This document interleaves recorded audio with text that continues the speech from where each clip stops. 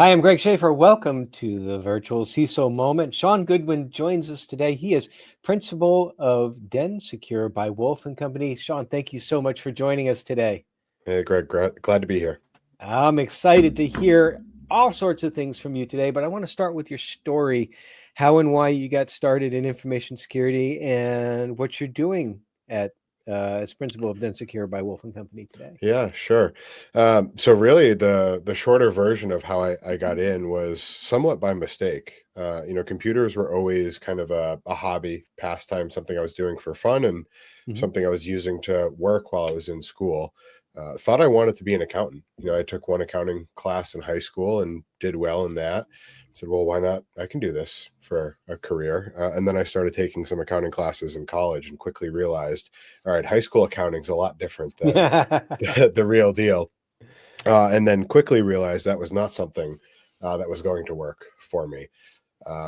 Really got lucky with the school I was at. There was a program I was able to save most of the work that I had done and not start completely from scratch and transfer over to an IT audit style program. And so this was one of the few schools at the time, I'm sure there's many more now, that work with CISA, where that 4-year degree counts for an extra year towards their CISA certification. And so really Oh, sets you okay. up. I guess I didn't realize that existed, but that's cool.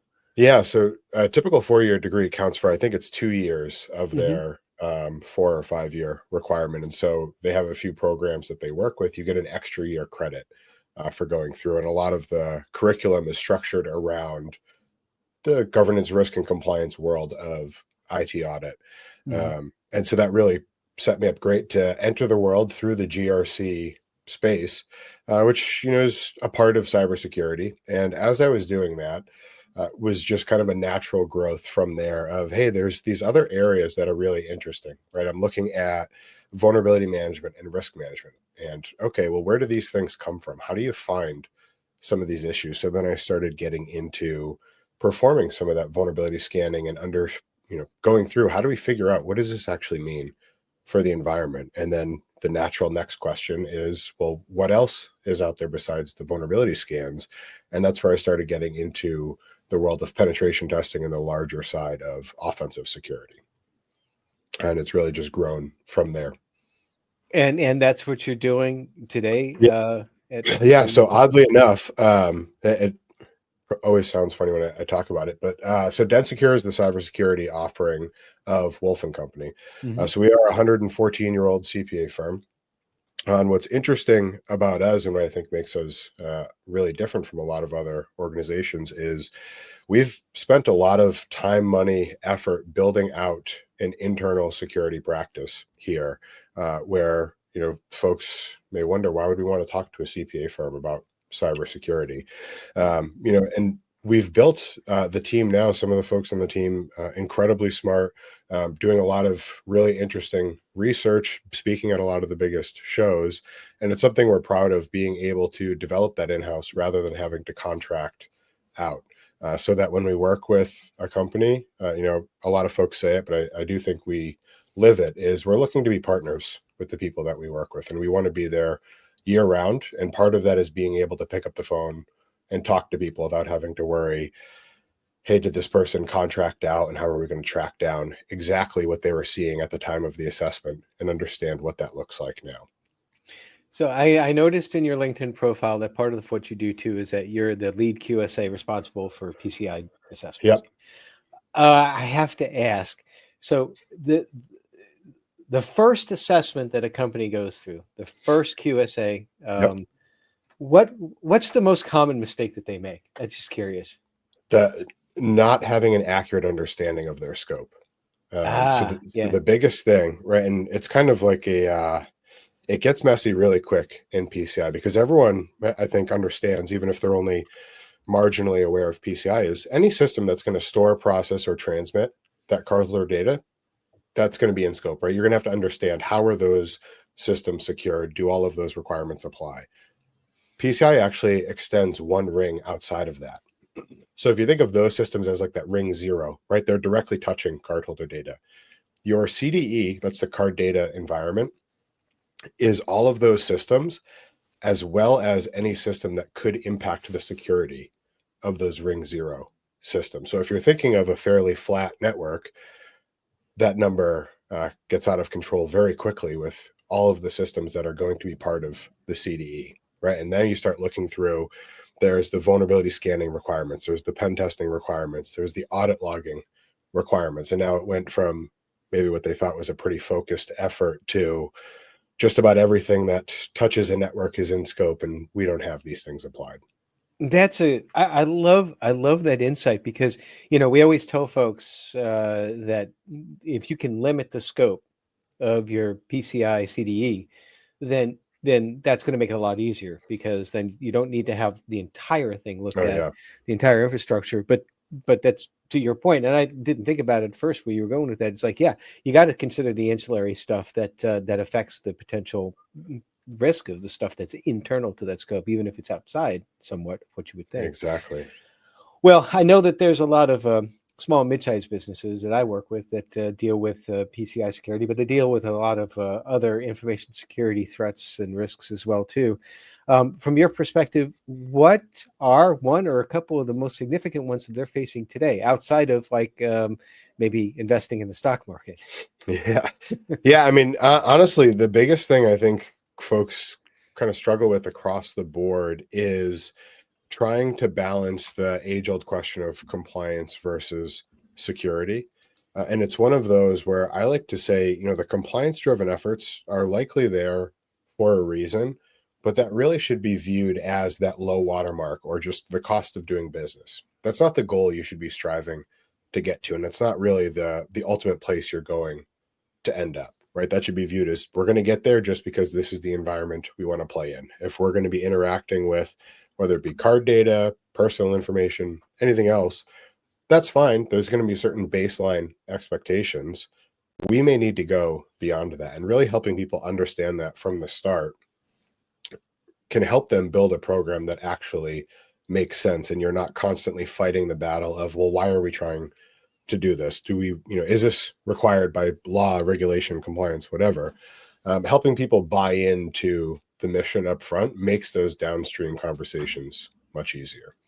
How do you do that? I mean, that's often like one of the more difficult hurdles to overcome, because when you said, it's like, I could hear so many people in my mind in the past saying the exact same thing. Well, if it's not required, like say for PCI, then why do we even care? Right. But obviously, if you can use compliance as a stepping stone to building a security program, that would be the best way in. Well, how can you convince them for the buy-in there? Yeah. And I mean, that's exactly it, is viewing that as a stepping stone, right? Especially smaller organizations, maybe younger, think of like a startup style company. A lot of it is going to be driven by, okay, we know what the end goal is, but there's a lot of steps between today and getting there, which is fine. You can help them paint that picture and view, okay, well, we can go through this process that's going to help us get the next sale or client on board, which is then going to, build everything else, and the flywheel continues to accelerate from there. But helping them understand, well, why are we doing some of this? And it's going to depend on the audience. Certain people are really going to be driven by things like the quantifying the negatives or the risks, which has its own issues or challenges with being able to balance, is this a real risk for us, and not go down the road of playing on the fear, uncertainty, and doubt, right? Because if all you're doing is highlighting FUD, people are going to quickly dismiss you. Sky is falling doesn't work, and saying that everything is a risk doesn't work. You're not doing your job. Exactly.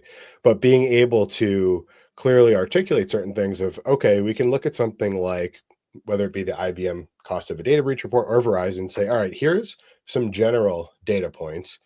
Most of those organizations don't look like ours. So we can't just take that data and say, oh, look, the average cost, I think it was $4.8 or $4.9 million. All right, well, that's going to just be a door closer for most people, right? And those organizations are significantly larger. So that's almost not worth talking about.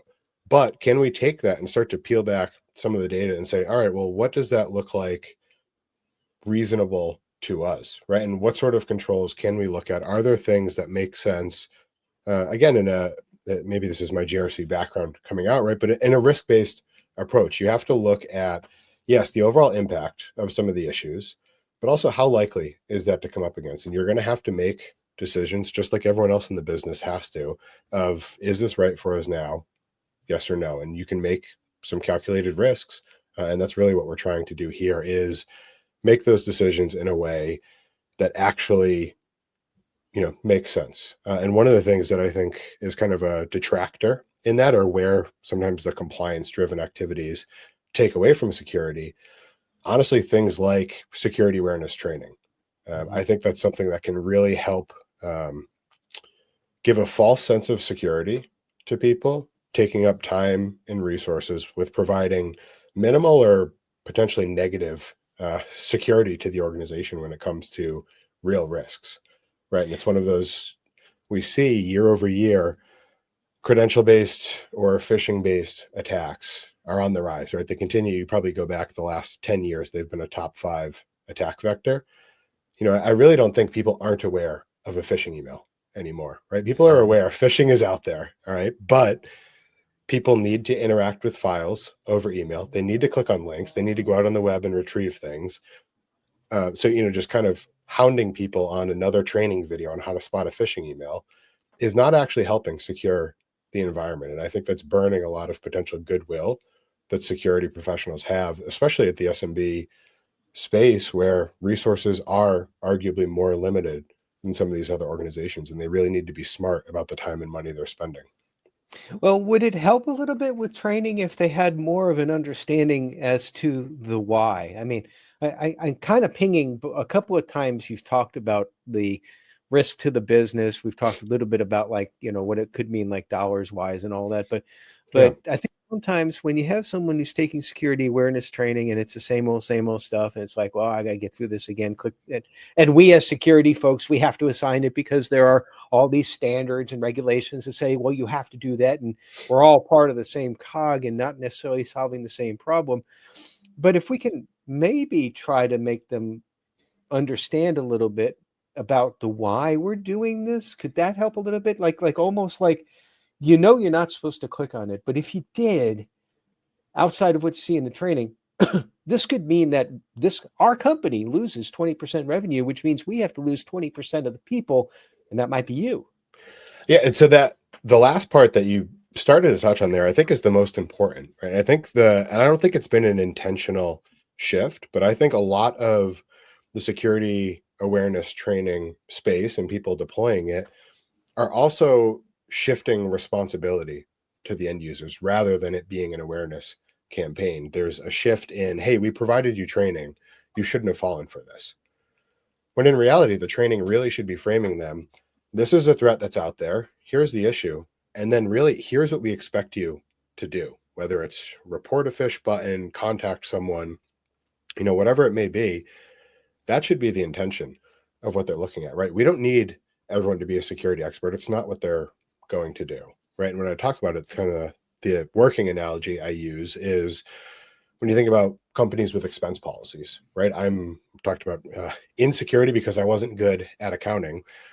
The accounting department isn't going to call me at the end of the month to help close the books, right? It's not my area of expertise. It's Right. not what I'm best at. But they have an expense reimbursement policy, and I'm expected to understand how and when to submit expenses if I want to be reimbursed, right? I don't have to actually understand how the tax implications or anything else works, but follow these steps and you'll get your money back, right? Taking that's how I think things like phishing email should be handled is you don't need to be a security expert. This is out there. You're probably going to face it. We don't expect you to be the expert, but here's, the 2 or 3 steps we do expect you to take, whether it's forward the email, click the button, whatever else. Let the security team actually do their job of securing the environment and not rely on the end user being the person to defeat some of these phishing attacks coming in. I really like that analogy because so I'm an employee and I submit an expense report. I already know inherently the why am I doing this? I'm doing it because I want money back. Right. And it's clear. It's like if I follow these steps, I will have my hotel paid for, which I laid out my own stuff. In awareness training, the only feedback we get a lot of the time is like, if I do this, I won't be bothered for another year. Right. So I love that analogy. I'm going to steal that from you. I hope you Sure. don't mind. Yeah. Use it. But let me get back a little bit again to like what some of the bigger repercussions could be. We talked a little bit about the end user, but let's talk about the company for a second. You've kind of pinged upon the cost, and I was wondering if you were going to go down the quantitative risk path, and how can you do that with SMBs? Yeah, that's probably the hardest question out there because that's the easiest one for someone to play the what about game with. Mm-hmm. Um, and at certain points, right, it's going to be on the individual to apply their experience and expertise, right? That's why you're in the position you're in, is you should be able to look across the industry, peers, even looking at parallel industries to understand, okay, likelihood, there's not a magic button formula, right? If anyone had that, the world would be solved, right? That doesn't exist. So we need to be able to make some inferences and understand, okay, we can rely on maybe something like a compliance framework to give us a baseline. We can look at some of these other best practice security frameworks, anything else to give us an idea of what else could we be doing.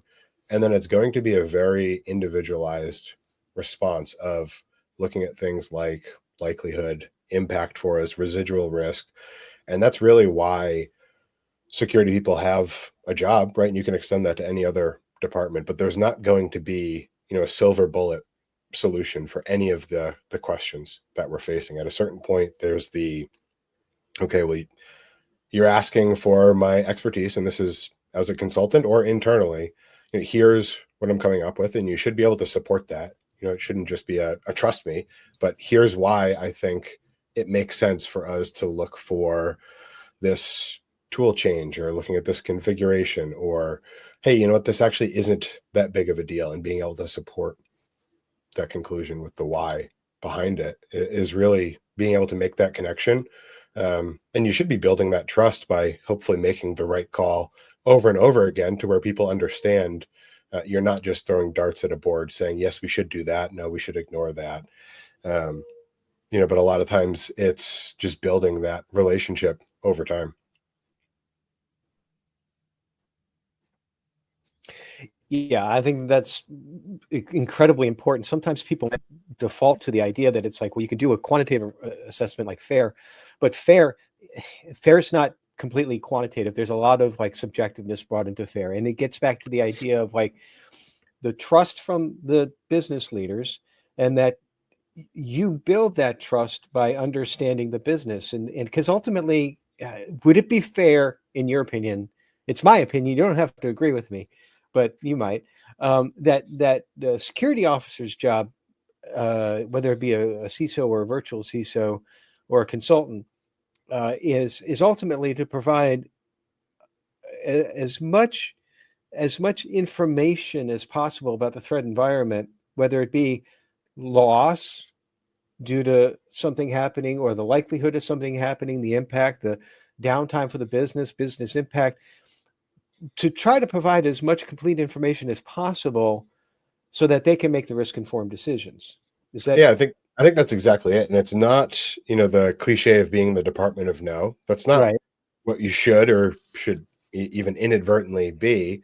It's the here, okay, explain to me what it is you're trying to do, right? Because there's probably a good reason behind why they're trying to send files or access something, right? There's probably a legitimate need behind it. Explain to me what you're trying to do, and then here's how we can do that securely. And you can lay out the path of here's the issues, here's the concerns that I'm raising as the security professional, and here's recommendations on how we can still get you to that end goal while also addressing all of those concerns. And Right. that's why the trust is so important, because you're still asking them to trust your opinion, but you have demonstrated an interest in the whole business processes involved, so that it's not as if you're just, I mean, I don't mean to sound negative, but there's so many folks out there, it seems like, in InfoSec consulting world, that they'll just like say, this is a bad practice. You can't do that. You have to Right. do this instead. But they don't understand the business. They don't understand that actually sometimes the proper way to treat a risk is to accept it. Right. So scary stuff, man. I mean, it can be overwhelming at times. I think. I know I know the first time I presented to the board at this bank that I was working for, that was the first time I was working for a bank as a CISO. It was the first time I was in finance. And so I'm already like, fish out of water type thing. But I'd been there a few months and I was asked to give like board presentations. You've got like, if you're lucky, you have 5 minutes, and you better be on key. And so my whole thing back then was to try to understand what it is that they're going to be asking, anticipate the questions. But that was very stressful. And it just underlined that in our industry, it can be a very stressful industry. And we sometimes don't do a good enough job, I don't think, dealing with the stress. I promote on the podcast here that you've got to do some things that are positive in order to get away from the stresses, in order to decompress is the word that I used. And I have historically sometimes not done the healthiest ways to do that. But what's one of the things that you do to help decompress from all the stress of cyber? Yeah, a lot of different things, but now that spring is here, I started keeping bees about a year ago. So that takes up a lot of my free time. Spring, summer, early fall is taking care of the bee yard. You are the second now, I think, that I've had on the podcast that has had beekeeping for it, either second or third. So I think Peter Gregory does it, and I'm trying to remember I'm sorry if anybody's listening and I'm missing you. I apologize. It's fascinating. But that would make me. I mean, really. I mean, bees. That would stress me out more. I don't get it. No, it's nice. I mean, you're out there, so when you're working the hives, it's going to be nice weather. You're not out there in the rain or anything else, so you're out in nice weather, and you're totally disconnected from everything else, right? Because you've got to focus on what you're doing. So it gives you a really nice break from everything else security world. We're so plugged in, sitting in front of our computer screens all day, right? You're out there. At most, I've got my phone nearby because some of the pictures you can get are pretty cool when you start doing some of the inspections, and you can do some spot the queen style pictures, right? To try and help people figure out, hey, there's 3 different types of honeybees on this frame, right? Can you see where they are? And so you can get some cool pictures, and it's just a nice break to be outside. And the bees themselves are mind-blowing and how efficient they're able to run that hive, right? As a beekeeper, probably the hardest thing, I'm still very new in learning, but the hardest thing is just to stay out of their way. Like, you want to do the minimal amount of interference just to let them do their thing. They've been doing it for thousands of years. Just give them a little support when they need it and just watch them kind of work their magic. That sounds like good advice to a CISO, though, too, right? Right. Yeah. Stay out of the business's way. Just give them some advice so that they can do what they've been doing for all this time and do it in a least risky way. Now, every time I think about talking to the board, I'm going to see a hive. That's it. I don't know. So, what about your future plans? What do you got coming down the road? Yeah, exciting time for us here. So, at Wolf, we're constantly looking to grow and expand. Being the security space as it is, it's conference season, so probably a lot of travel in the near term. Hopefully not too much, so I can still get time in the bee yard this spring and summer. But really, our big mission is being that advisor and employer of choice. So working with people that aren't looking for, checkbox solutions to kick the can down the road, but really work with folks that are looking for a partner in the space and really help secure the environment overall. What's the best way they can get a hold of you if they want to follow up on that? LinkedIn, probably the easiest, most direct. It's got all my other contact information up there. Awesome. Yeah, I can see it right over here. It's my cheat sheet. I got your LinkedIn up. So, Sean, it's been an absolute pleasure. I really appreciate you taking the time to chat. I got to kind of get the bee thing out of my mind. I'm sorry. It wouldn't Not work wasps. for me. No wasps, no hornets. Honeybees are much better. But the point being, though, is that whatever works for you to decompress is the right thing to do. So, but thank you so much for spending a few minutes this morning. Yeah, thanks, Greg. Appreciate it.